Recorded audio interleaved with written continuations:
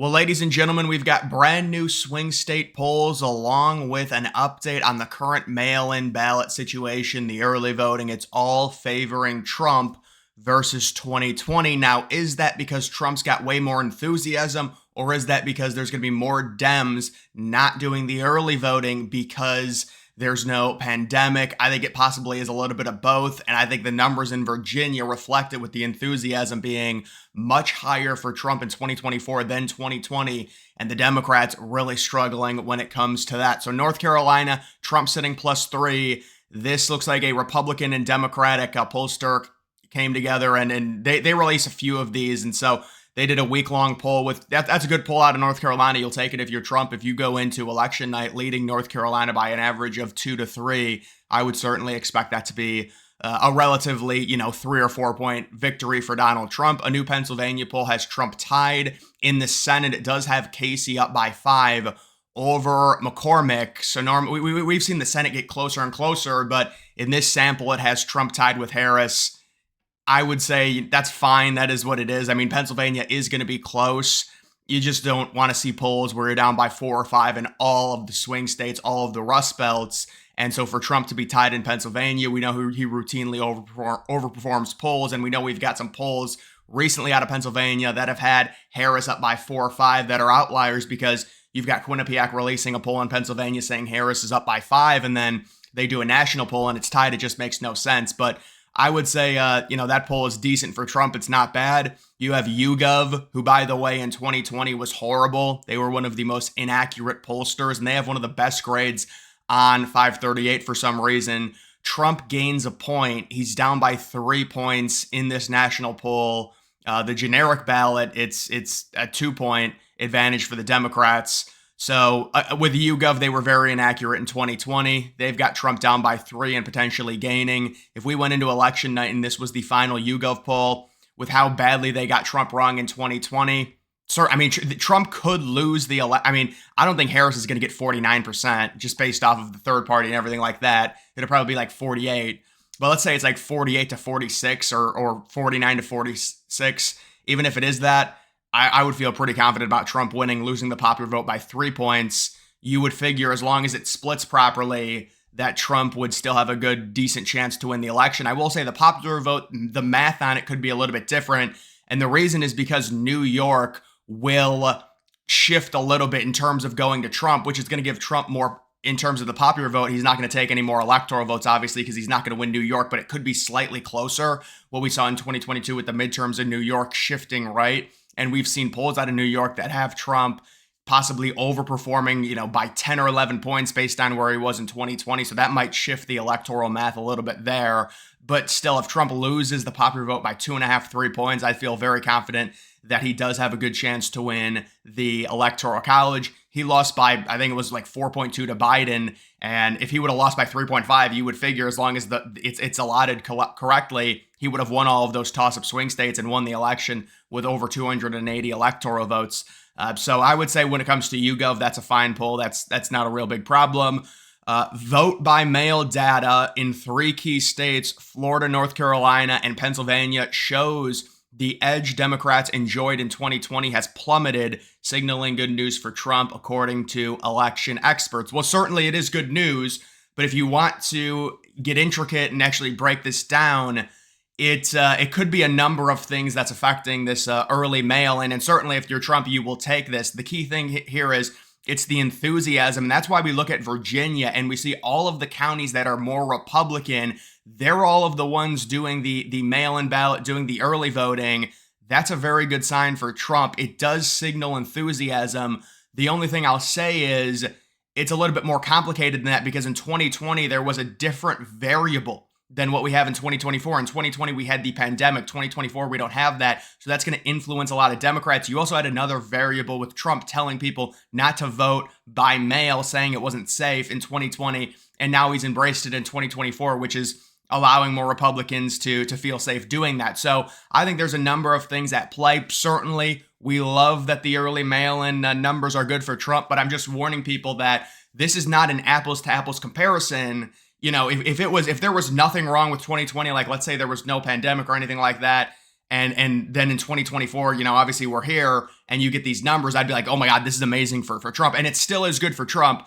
But I will say there were a lot of young, healthy Democrats that did decide to vote by mail that probably will be in person this time. But I'm not saying that's going to be enough to overcome the Trump surge because it's such a landslide and it's so huge. But I'm warning people, I'm saying they will get more day of votes, pretty much guaranteed, just because there's no pandemic.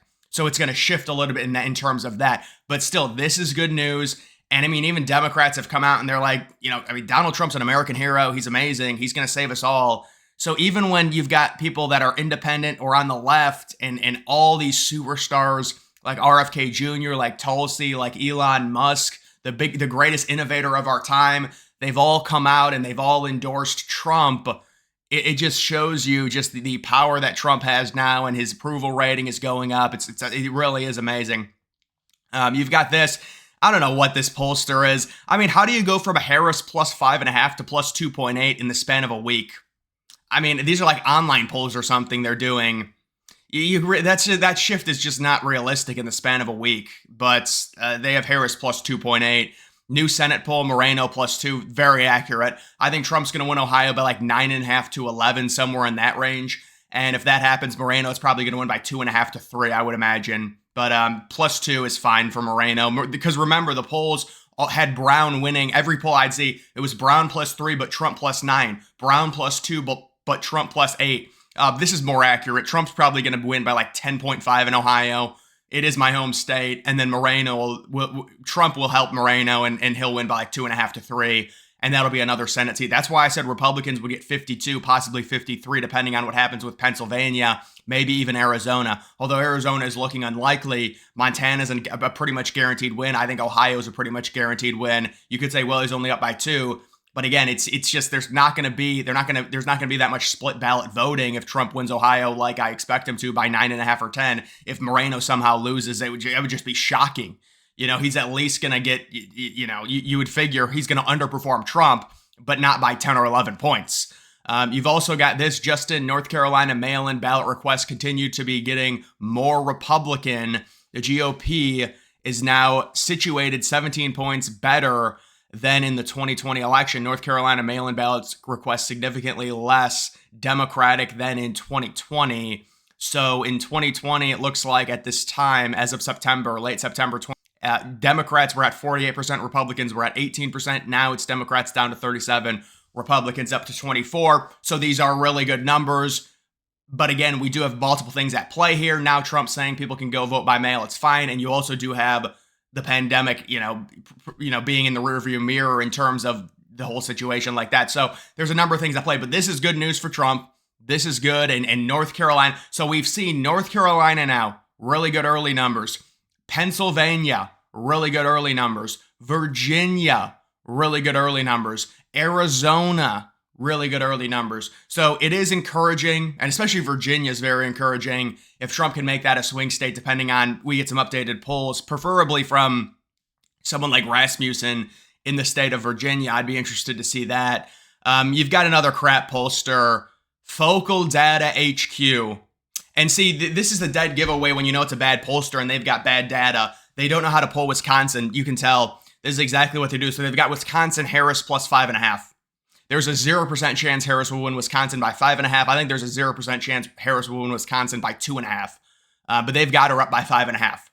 And so to me, that's a dead giveaway. It's the inability to poll Trump supporters in Wisconsin. You've got a subpar polling methodology when you've got Harris up by 5.5 in Wisconsin. They've got Harris up by 2 in Pennsylvania, 1.5 in Arizona, when all the polls in Arizona, even the Harris campaign admits Trump's up in Arizona. Nevada, Harris plus 1.5. I mean, I've seen basically all the polls in Nevada either tied or Trump up by 1. We've seen like 7 straight polls in Georgia with Trump up by 3, but they've got Harris up by 1.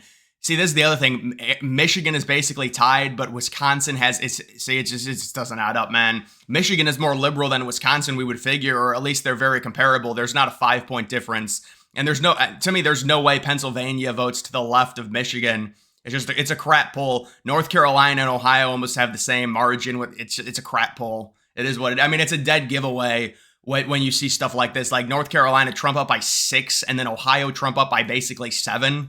Really? No, Trump's going to win Ohio by like 11 points. He's going to win North Carolina by like 2.5 to 3, maybe even more. Michigan's going to be really tight. Trump should win Georgia by 2.5 to 3.